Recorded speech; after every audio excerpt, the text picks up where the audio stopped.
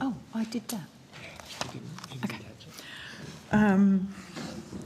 Okay, welcome back, everybody. I would like to now welcome the Honourable Jenny McAllister, Minister for Cities and Emergency Management, representing the Minister for other things, Communications. We are now going to call the NBN Co Limited, and they are appearing today via teleconference.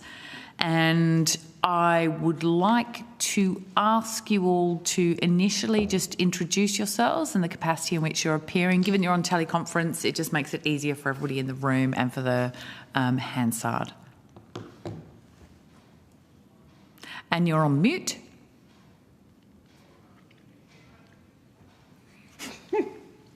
Sorry.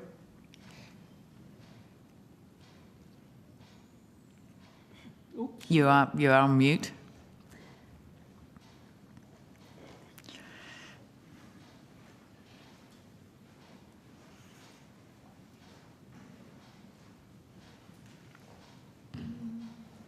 And you are still on mute.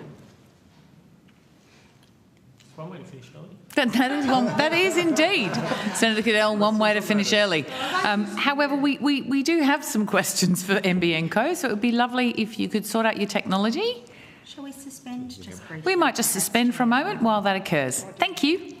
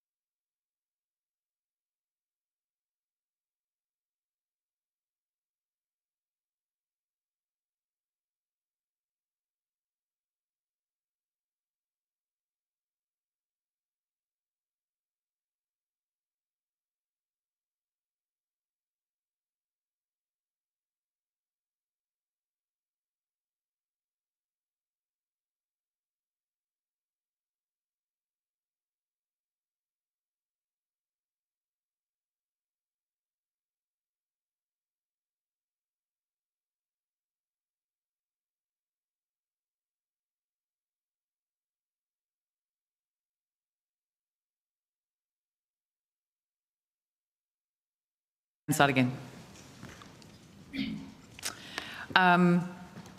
So, welcome back, everybody. Welcome to the Honourable Jenny McAllister. And I would now ask that the officers for the NBN Co, who are appearing on teleconference, would now introduce themselves and the capacity in which they're appearing before us. Chair, why don't I start? Ellie Sweeney, I'm appearing as the CEO of NBN Co. Thank you. Anna Perrin, I'm appearing as the Chief Customer Officer, Chair. And I'm Philip Knox, the Chief Financial Officer. Dion Vonovich, Chief Network Officer.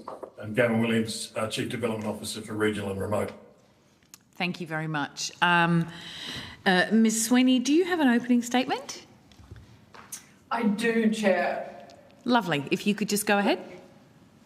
Let me start off. Look, Chair, thank you, and I do want to recognise you and the committee for accommodating us today via video conference, so thanks for that.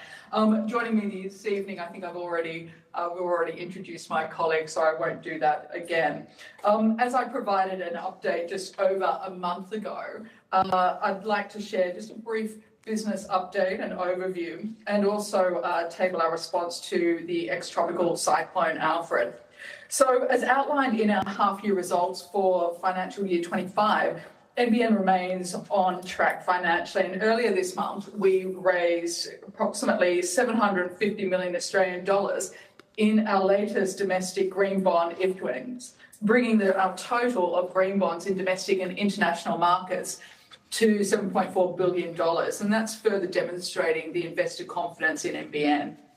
We are delivering on our important purpose, which, as you know, is to lift Australia's digital capability. And we do that by providing fast, reliable, affordable services which aim to meet the current and I think really important future needs of Australian households, communities and businesses.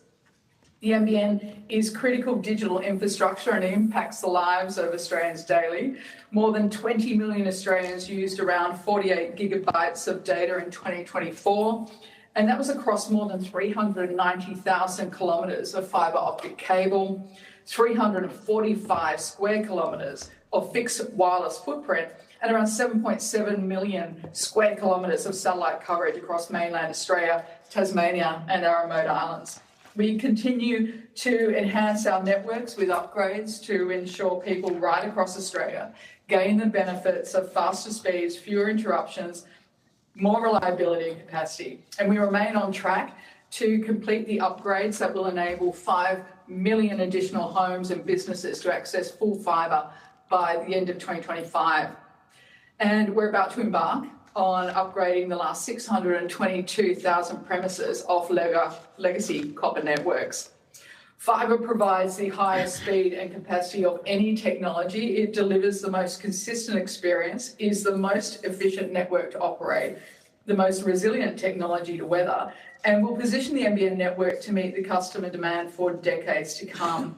And I'm pleased to report that fibre has now become the prevalent technology in our fixed line network since last we met. A fibre network means fewer dropouts, less faults, less truck rolls, reduces environmental impact and operational costs, and improves network viability and the overall sustainability of the company. And beyond fibre, we are also upgrading the capacities of our HFC network, which now serves around 2.5 million homes and businesses across Australia. And we're also pleased to see the ACCC's latest Measuring Broadband Australia report note that our fixed wireless upgrades are now providing average wholesale download speeds for fixed wireless plus plans available on that network of 99.8 megabits per second during all hours in December 2024. And that's up from 47.4 megabits in December of 2021. Nowhere do we see the example of the criticality of the NBN network and the benefits of fibre more than with the recent ex-tropical cyclone Alfred, which impacted Queensland and northern New South Wales. Our biggest risk to the network, NBN network, during a natural disaster is the resilience in the commercial power networks. Full fibre connections have less reliance on the power grid and so are less impacted by outages. We see less damage on full fibre network following a natural disaster, so service restoration times are shorter, making fibre a more resilient technology. In preparation for the cyclone, we deployed generators to maintain and restore connectivity in the event of power loss, flood impact or network damage. We also safely mobilised satellite trucks, portable satellite kits and field workforce to impacted areas. At the height of its impact, approximately 378,000 services experienced an outage, with 2,269 NBN network sites affected. Most outages were due to loss of mains power, with some network damage, including at least 68 fibre to the node sites, and some of our HFC network impacted. We deployed a total of 43 generators, mainly supporting the fixed wireless towers. And during the event, 79 disaster satellite services provided free high-speed broadband through a Wi-Fi access point at evacuation centres, community hubs and emergency services facilities, helping displaced residents stay in contact and supporting first responders. In this context, we welcome the Australian Government's announcement this week regarding continued investment for emergency connectivity in regional Australia. And this announcement will include funding for up to 500 additional community Wi-Fi sites, as well as extending these critical services at the 1,068 existing sites across Australia under the Strengthening Telecommunications Against Natural Disasters, or STAN program. Our network provides critical infrastructure to the community and is our priority to ensure we're working closely with authorities, with electricity distributors, with emergency services to respond to events and to minimise network disruption and restore impacted services quickly and I would say safely for our teams and our delivery partners.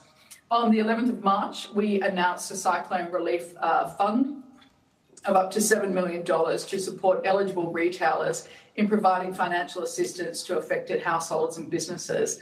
The impact of ex-tropical cyclone has reinforced the importance of strong, resilient infrastructure, and our investments in expanding full fibre are critical for a more durable and reliable broadband network.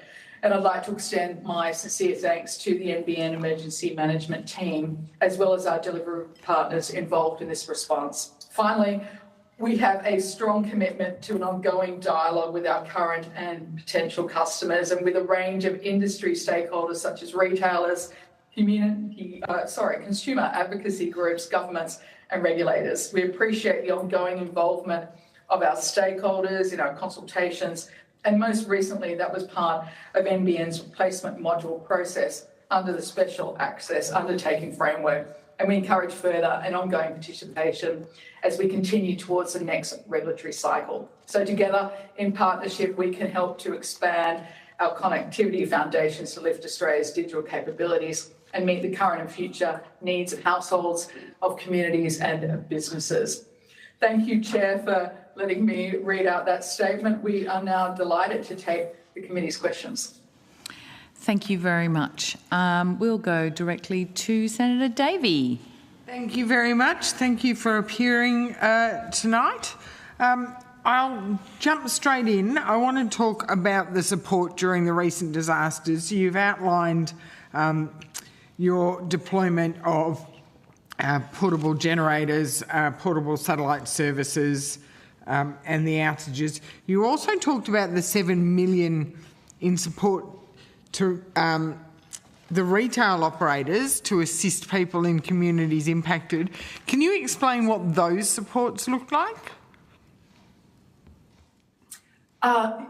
Senator, so that's an up to $7 million relief fund that we are providing to the retail service providers. As you know, as a wholesaler, we obviously rely on the retail service providers to provide that fund through to their customers. So that was made available fairly quickly after the Saturday. We made that available on the Monday of the cyclone.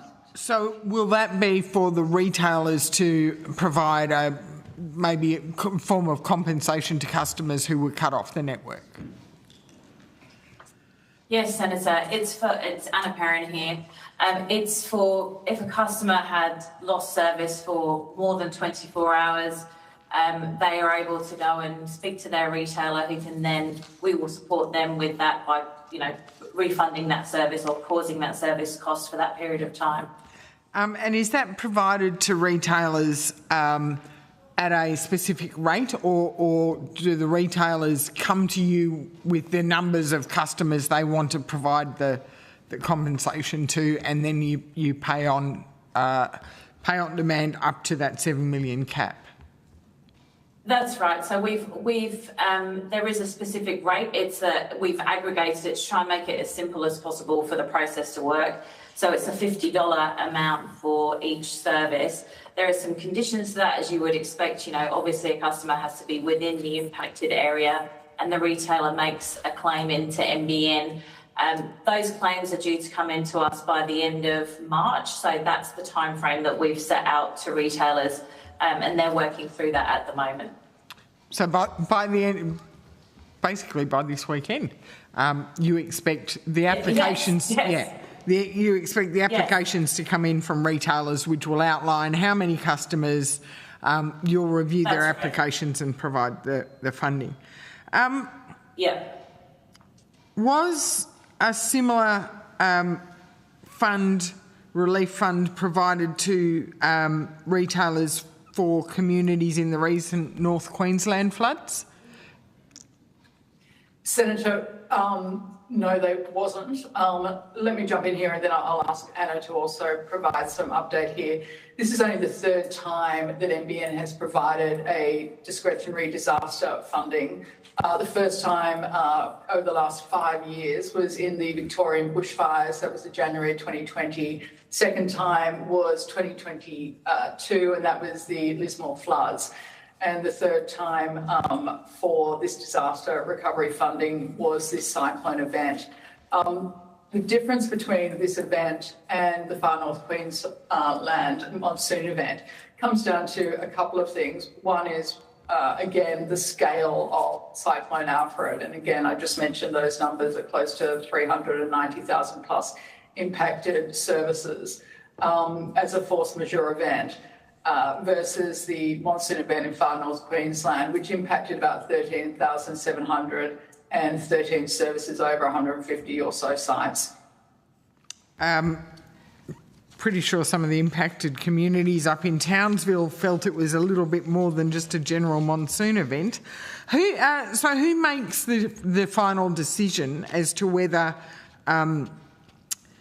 a relief fund like this, a disaster relief fund, will be rolled out?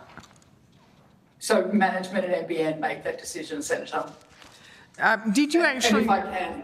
Sorry? Well, I was going to say that we consider a number of factors. We consider disaster declarations. We consider the impact on the network customers and RSPs. We also consider the scale of loss for customers, community, the level of disruption, the recovery outlook, and the relevance of support by retail service providers who offer relief as well. And I might just ask Anna just to jump in there because I think it may help the discussion. Obviously, as a wholesaler, we can endorse a relief fund, but RSPs obviously in certain circumstances also have different funds that they utilise as well. Yes, so in natural disasters, NBN's role generally is to focus on network resilience, preparation, recovery, and also strong communications with retailers on our recovery activity and outlook. And that always includes, for example, priority assistance for vulnerable customers who might require additional support, or priority restoration. So that's the normal kind of mode of operation. We generally don't provide disaster relief. This occurs by exception. Usually it's retailers that do that. Obviously, they're the ones that own the customer relationship. It might sound part of the reason is it's actually quite it's a task to actually go and implement something like this for the retailers. I mean, they have to run a process with their customers and then come into us. So that's one of the considerations that we think through. We do also have rebates and things in place if we miss appointment times and we miss an SLA and something's not under a force majeure event.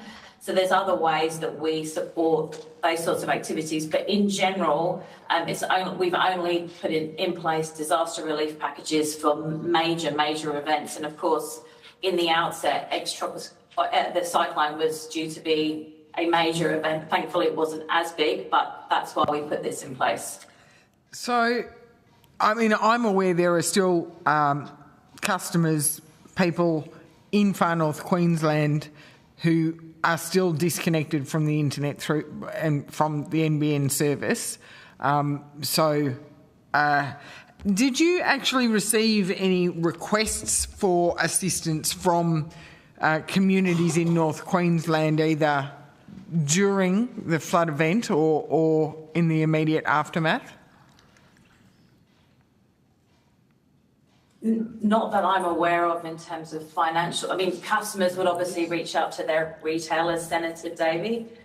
So that may have come into the retailer community.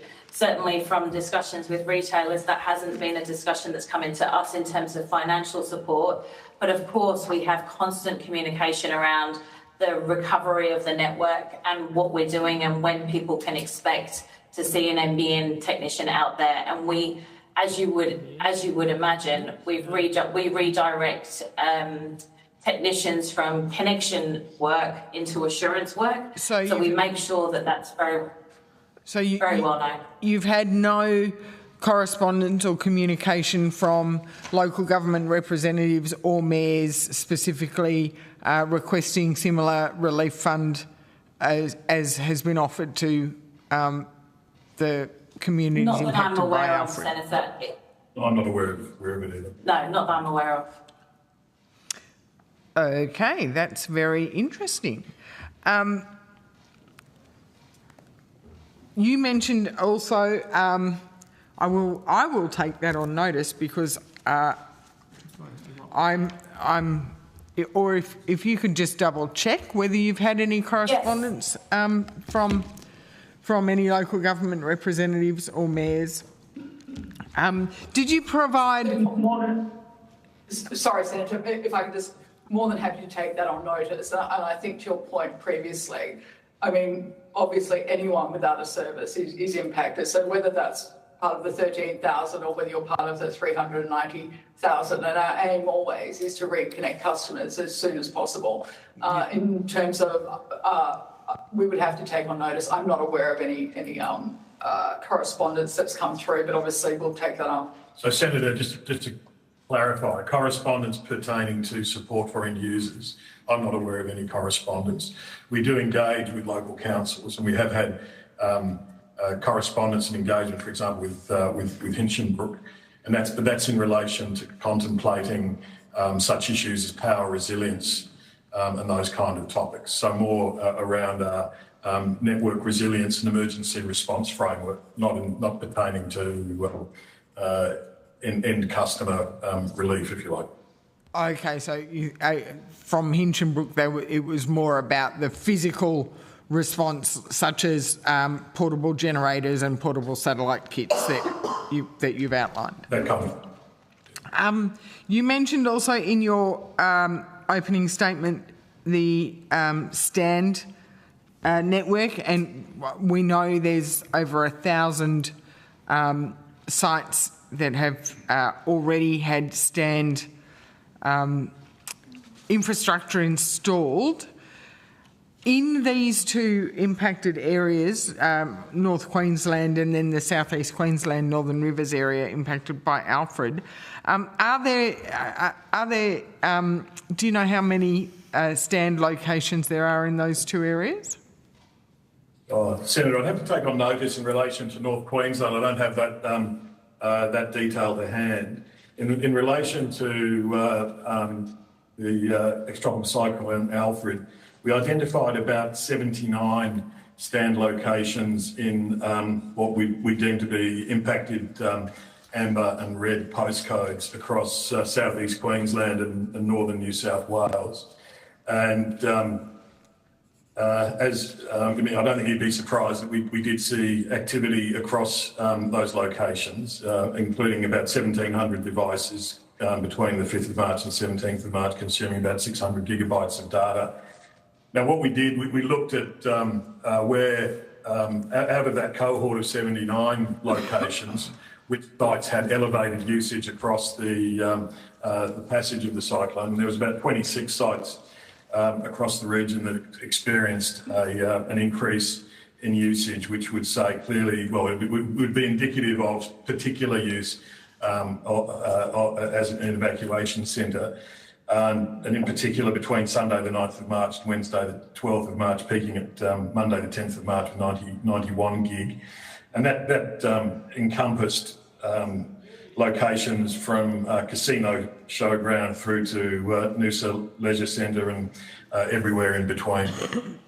But you don't have the numbers of Far North Queensland to hand? I have to take that on notice, but happy to.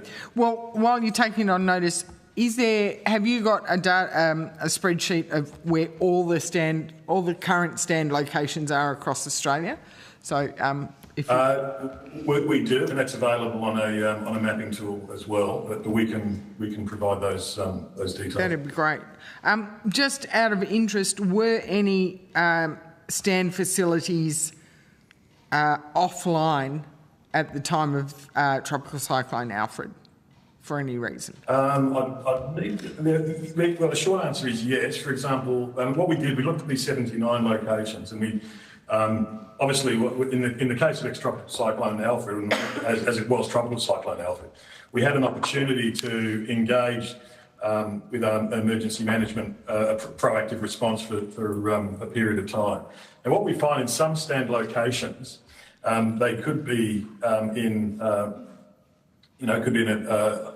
local footy club, for example, and we sometimes find, frankly, Senator, they're turned off. So one of the ways that we ensure we're match fit is trying to raise contacts with the authorised personnel to make sure that we can have the infrastructure actually switched on in the case of those circumstances that rely on general purpose power. And as one example, one that was front of mind to the team was Ingham Showgrounds. And we made several attempts to A, get there, and B, get text there. We ultimately got there as soon as we could, once it was safe to do so. But I would note that as far as I'm aware, the Ingham Showgrounds was not able, unfortunately, for the Ingham community to be open as an evacuation centre because it was subject to flooding.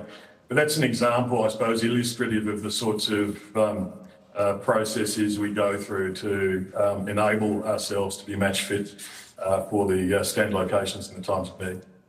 Okay. That's it from me. Thank you very much. Thank you. Senator Cadell. Thank you very much. I want to go to Sky Muster straight away if I can. We're talking about it I think Senator Davey was talking about it last estimates, and there were some commercial sensitivities, but on the 4th of March there was a story in the AFR saying that Amazon set to beat Starlink to NBN deal. Any ideas how a story got out or leaked, or have we traced any information from your organisation on that?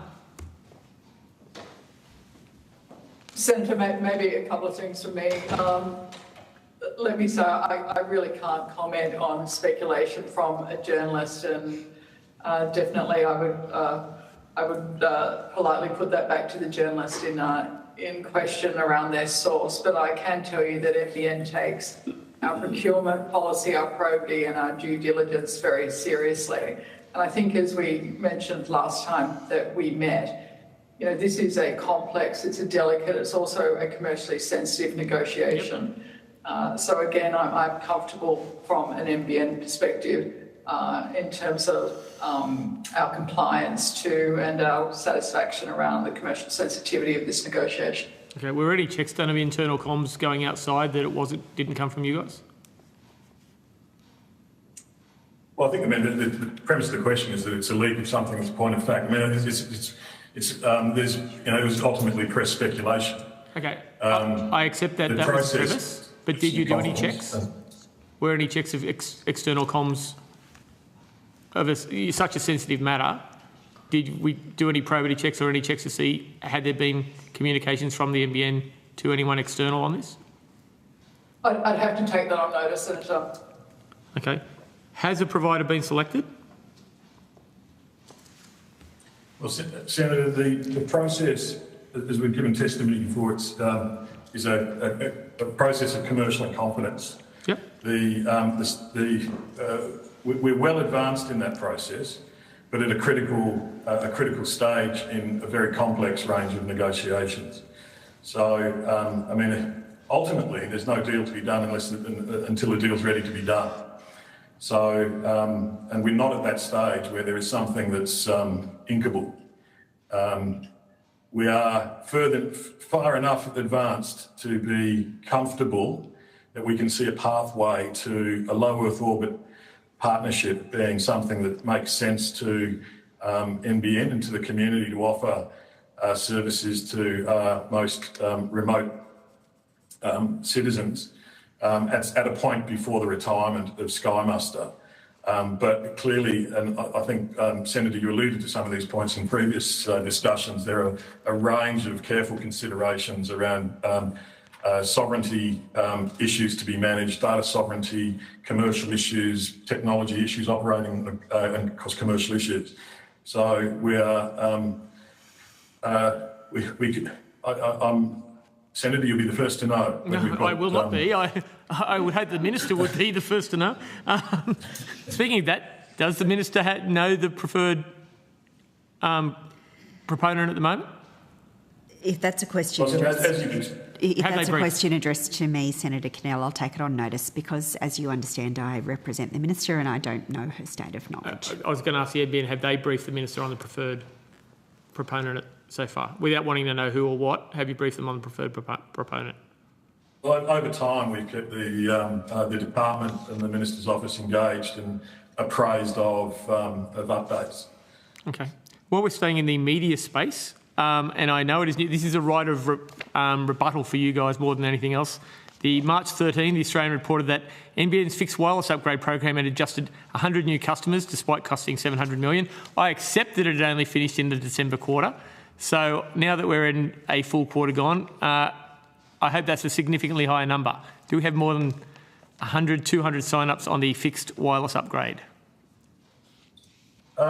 Senator, the fixed wireless upgrade is not something that's limited to giving benefits to new customers, but it certainly does. But let me come back to that in a moment. We're transparent, as we always have been, around our numbers. We have the NBN network premises report, which the most recent number in February 25, 398,486 active premises on that on the fixed wireless network.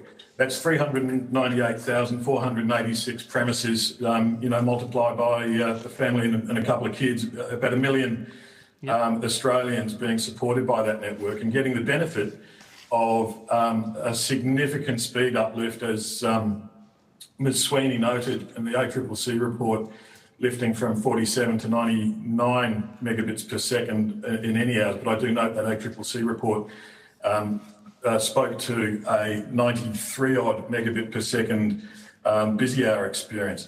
Now, Senator, that's on our fixed wireless plus service. Yep. And I think it's relevant to note that the fixed wireless plus service is actually priced at our fixed line 50 megabits per second. So if you looked at the table in the ACCC report, you'd see, and this is not internal competition within NBN, Senator, but you'll see a rundown of 50 megabit speed tiers delivering more than 50 meg, because that's what we do. But the fixed wireless plus service offering supporting lived experience north of 93 meg. Actually, our internal measures are north of that. We've also liberated higher speed tiers up to, for around 80%, or ultimately would be 80% of our customer base, over 400 megabits per second. Now, I live with this service in my place in Western Victoria, and my community utilises this service, and it just, viscerally, I can just see the positive impacts it's having on the community and our ability to stay connected with the global digital economy. But we've also expanded the footprint. So I know you're really interested in the satellite capability. What we've done, though, Senator, is expand our footprint from 225,000 square kilometres to 345,000 square kilometres. That additional footprint is roughly equivalent to adding an area the size of the island of Ireland. So it's a significant area, not adding new towers, but expanding the coverage of our fixed wireless network, and about 122,000 premises that were previously mapped to satellite. So we have just finished. We've commenced now a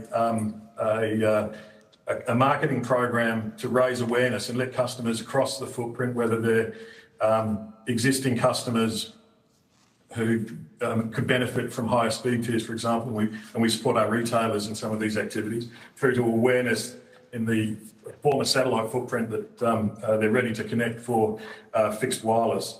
And I recall in the previous estimates there was an appetite to see some green shoots. I think I made a comment there is green shoots, Senator, in relation to our trading trajectory.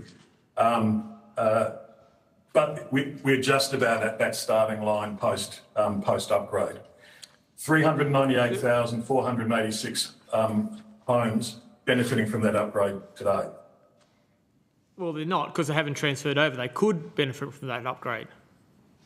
No, Senator. They humbly have access to. They are using a network that has been upgraded. Yep. They don't have to do anything. They do not have to do a thing. Now, if they're on a fixed wireless service yesterday, Per Ms Sweeney's opening statement, they'd be getting 47 megabits per second. Yep. According to the ACCC measurements today, 98 megabits per second, without doing anything. That's the consequence for the existing customer base who are benefiting from an upgraded experience. So the 100 that was reported, this is why I was a bit better. I was trying to get to the bottom of this. The 100 is just 100 new customers on top of that. Senator, 486 was 338. 386. Yeah, the report, as I understand it, it found a number of change in connected customers. You don't need to rely on that publication, Senator. We publish a premises report. We've complicated a very simple answer there. I'm okay with that. Can I add, Senator, we are just about, as Mr Williams said, about to start a marketing campaign now that the network is ready. So there will be regional ads starting next week. Yep. We're also on track to send out a number of letters across the footprint to let people know that this new network and new service is available. And we also know that a number of our retailers are now out in market, and for the first time also they're sending out letters to their customers as well. So we really are at the beginning of the marketing campaign, and we're looking forward to where Mr Williams and I will be working on this together. Okay. So just to make this really clear, maybe we've complicated. If you're an existing customer, you have a better experience today than you did. Yeah, 100%. If you're an existing customer or a new customer and you'd like to upgrade, there is an opportunity for us to also upgrade customers to higher speed plans. Right. Okay. If we go now to the $3 billion, the extra fibre rollout, you've said you've had a successful bond issue, I believe, in your intro. What can I ask? What the WACC was over the entire bond, or what was the average weight? What was the fee you're paying? Are you happy to say that, or you want to take it to commercial in confidence? In confidence, please. Okay, yeah, that's fine. I'm not going to push that. That's fine. Thank you, Senator.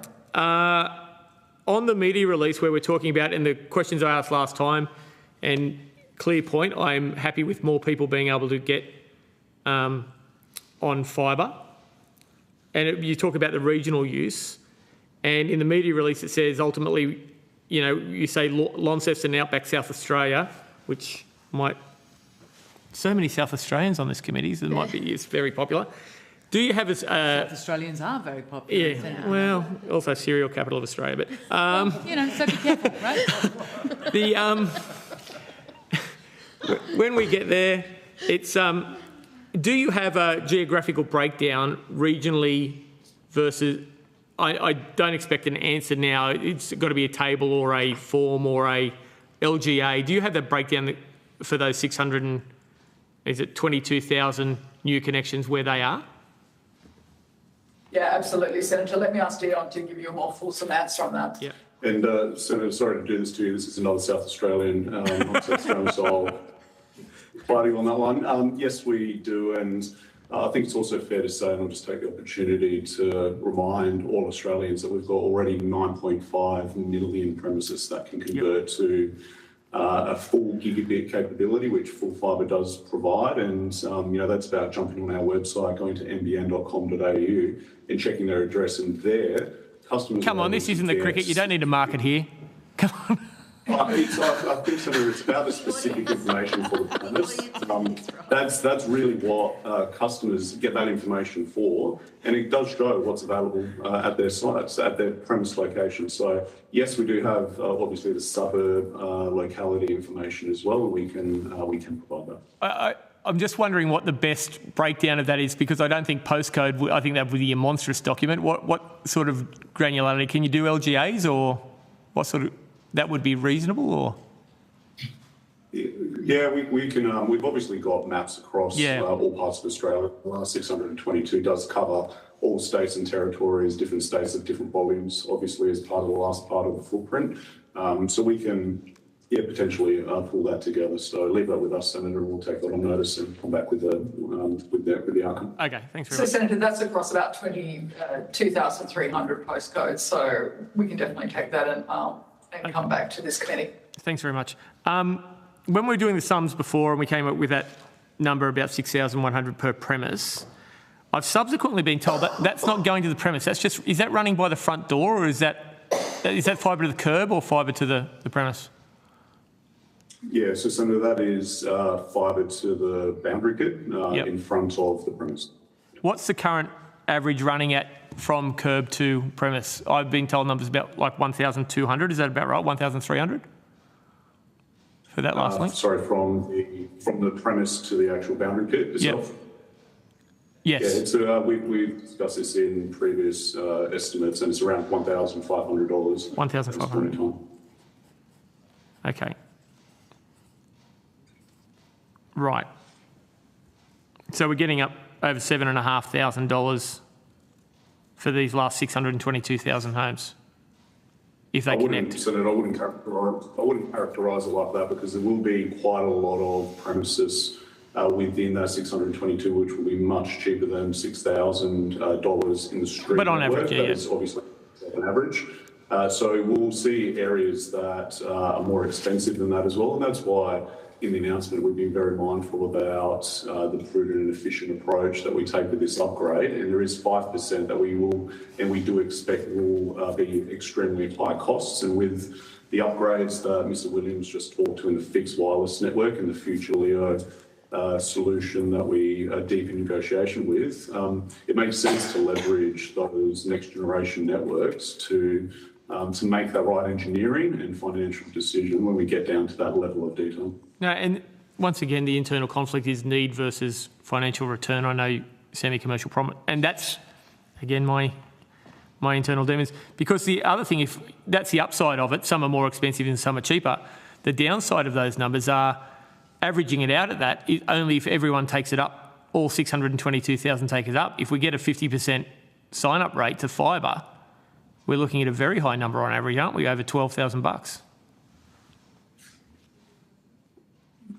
Well, I think, Senator, that's right now just obviously the capital costs, and within the business case that we've developed for this is dependent on what the penetration and take-up rate looks like. I think at the end of the day, when we look at the fact that we do need to make a decision on the copper network, and full fibre is that future technology that's future ready for ultimately decades to come, this is the pathway for the network to move towards to. Noting we will be leveraging fixed wireless next generation upgrades that we have completed in future satellite, future LEO satellite.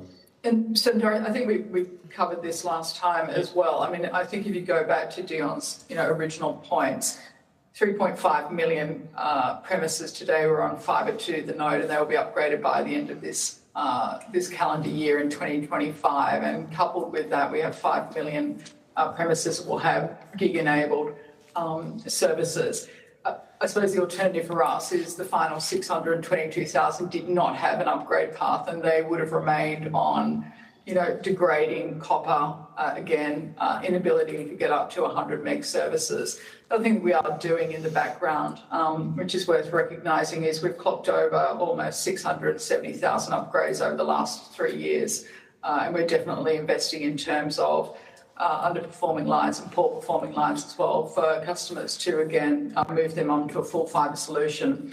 The other thing probably worth recognising as we are on this point is, as part of the replacement module application, we are also consulting around not only the benchmark service standards for NBN to RSP environment, but also different ways where it makes economical and financial and I think good customer sense for us to also look at 3 opportunities to start to migrate customers in a more managed fashion as well. And the reason I'd like to share that is, of course, that would have a different cost base as we go in from a demand model to potentially a model where, in some cases, we will be working with RSPs to move customers onto fibre as well. Now, that's a regulatory cycle of 27 to 29, but it does change some of the economics around this. And I think to Dion's point, underpinning from the business cases also is just the cost base and the change to our OPEX and capital environment of, again, maintaining that ageing copper network as well.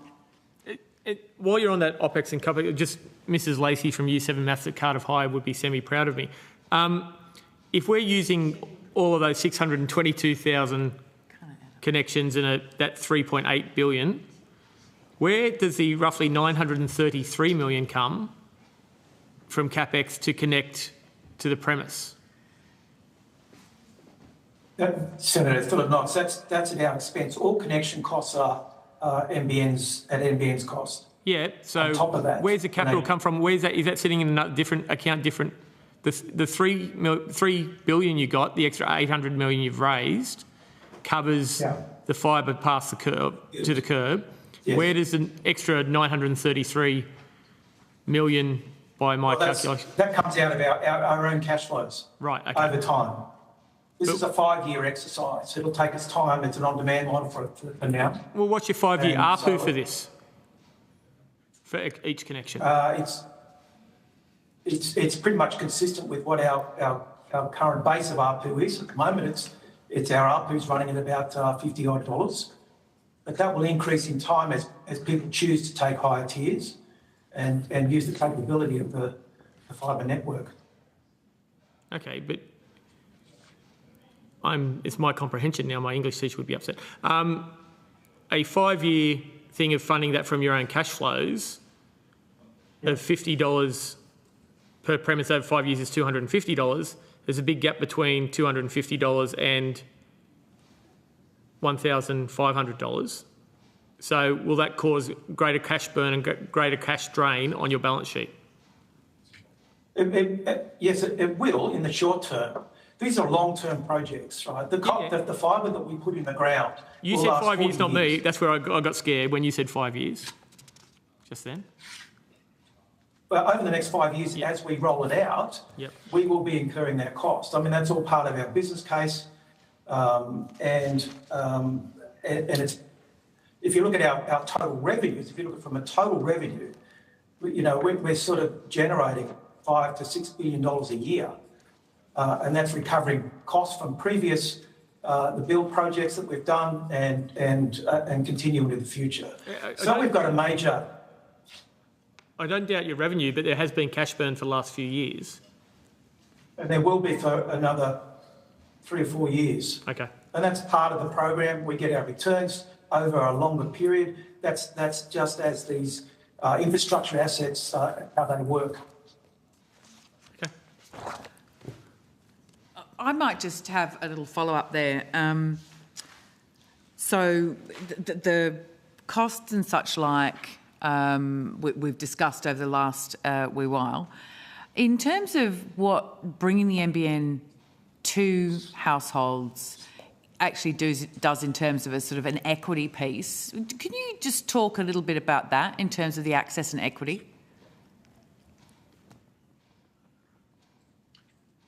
So, Senator, sorry, if you could just repeat that. I could.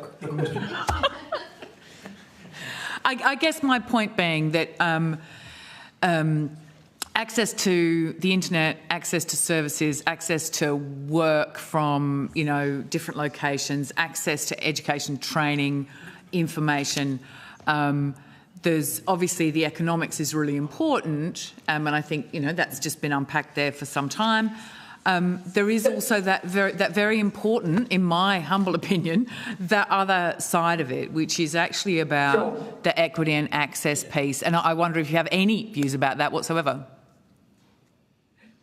Well, Senator, we have a number of views about that. It goes very much to the purpose of NBN, and that's about lifting the digital capability of Australians, and it's not dependent, on your postcode. So from our perspective, again, we've got a position around the equity, and again, that's why the comment about the 3.5 million services we're upgrading by the end of this year and the 622 becomes so important, because without this investment, we would not have had an upgrade pass for those homes and businesses within that fixed line footprint for 622,000, and that's, again, as we've mentioned previously, in metro and in regional Australia. So I think from our perspective, the benefit of NBN, and again, we've just released a social report about the benefit of NBN and the impact it has not only on people in regional Australia, but in metro. And again, the results are quite interesting. I think they're very positive, obviously.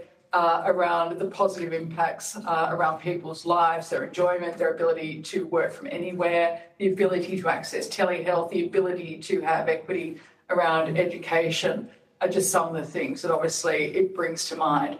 As a GBE, we manage not only the social opportunity and the social license to operate, we also balance, obviously, that commercial component as well. But I think, again, the social and the equity component is not lost on anyone at NBN. It really is part of the reason people work here.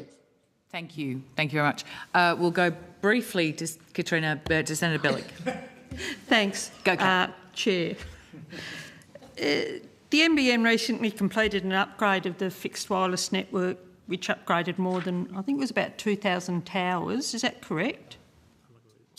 Yes. That's right. So can you Sorry, it was about 2,300 towers.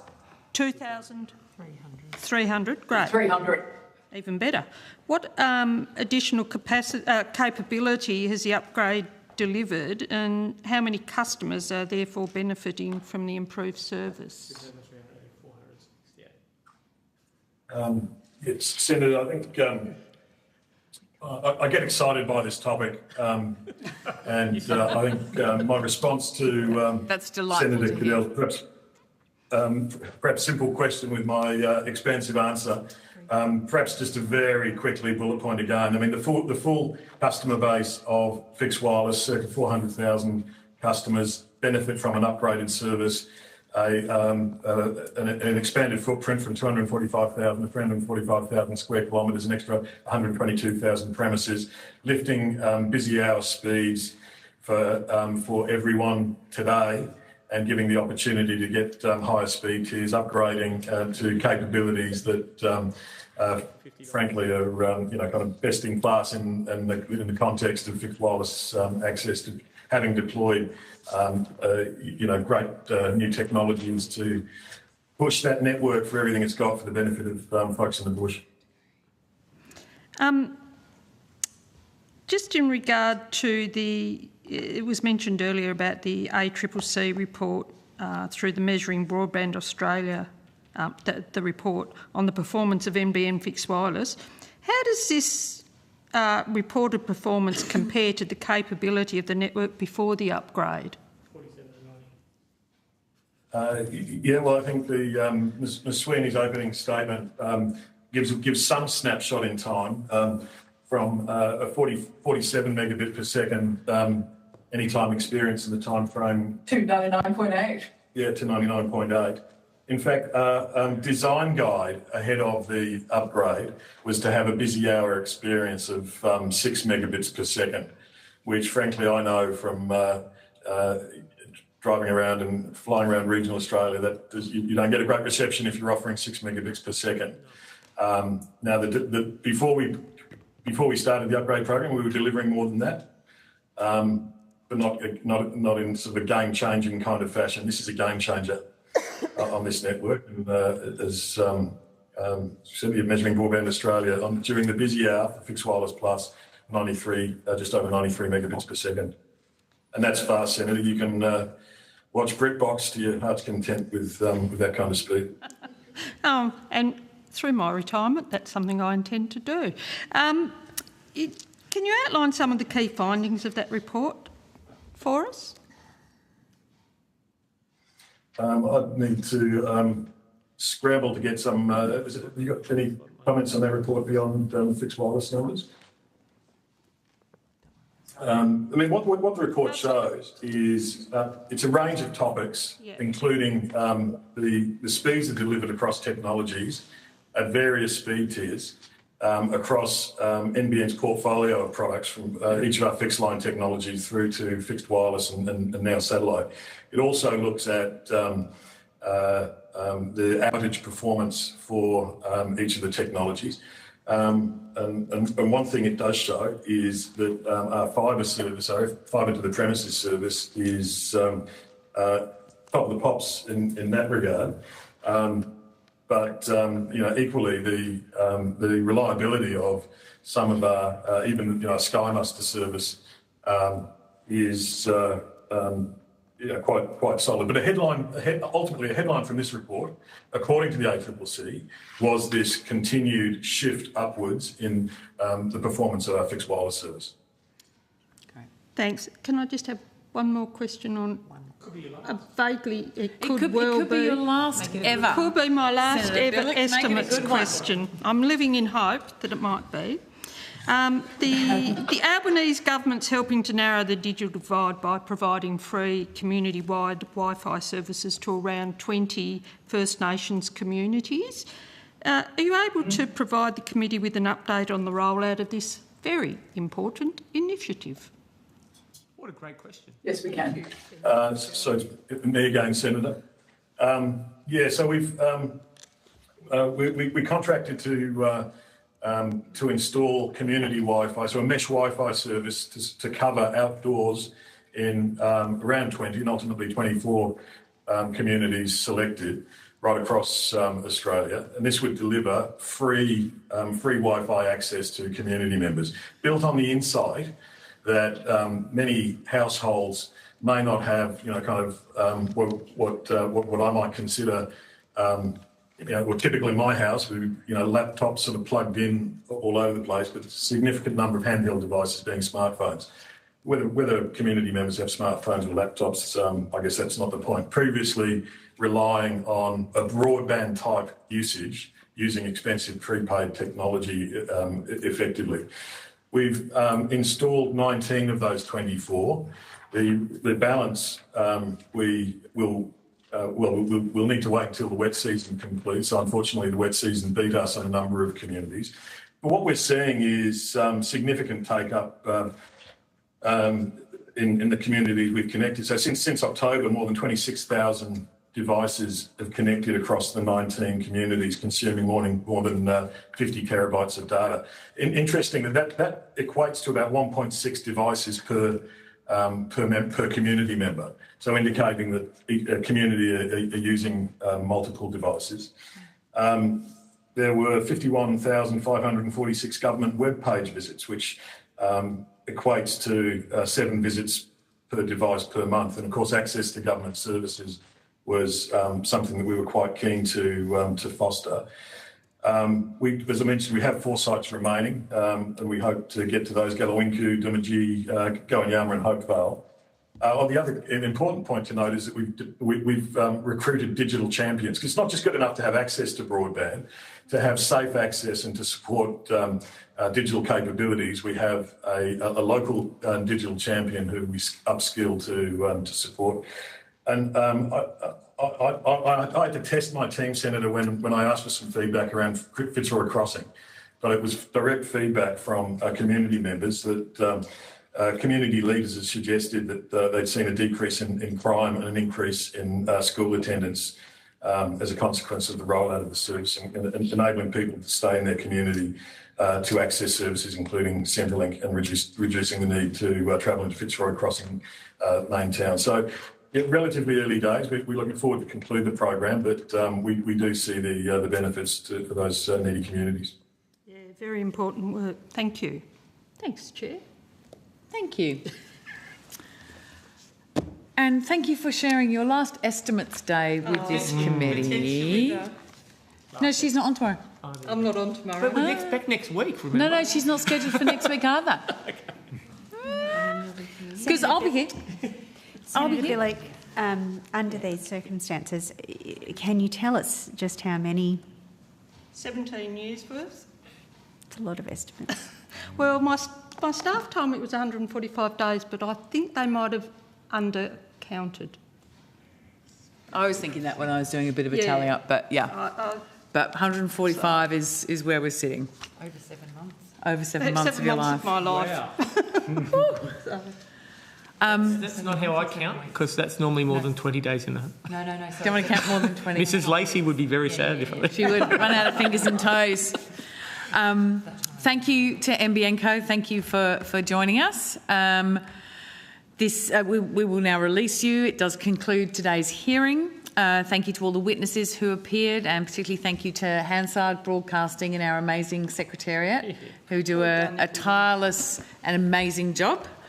And I will also thank the Minister for being with us today and remind all senators that the committee has agreed that any written questions on notice that you would like to lodge should be provided to the Secretariat by the 16th of April 2025. Don't tell me you're busy, Senator Cadell. Surely not. The committee now stands adjourned. Thank you.